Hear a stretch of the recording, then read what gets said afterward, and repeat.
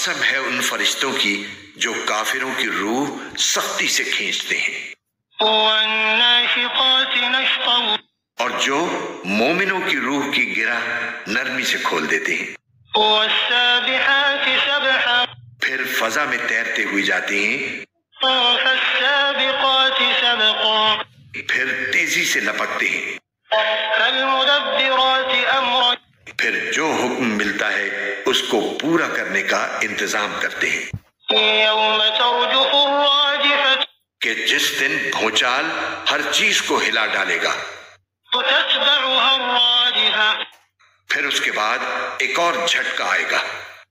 قلوب يومئذ واجفة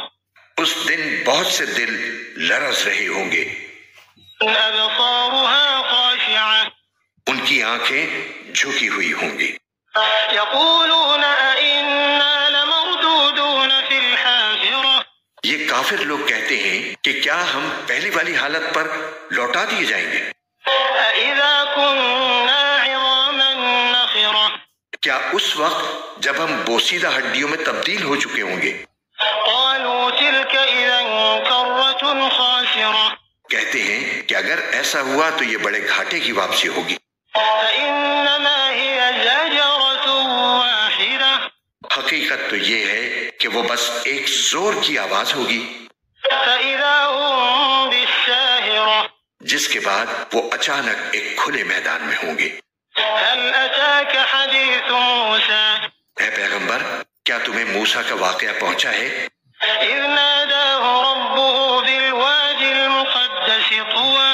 جب ان کے پروردگار نے انہیں طوا کی مقدس وادی میں آواز دی تھی، اذهب إلى فرعون إنه طغى کہ فرعون کے پاس چلے جاؤ،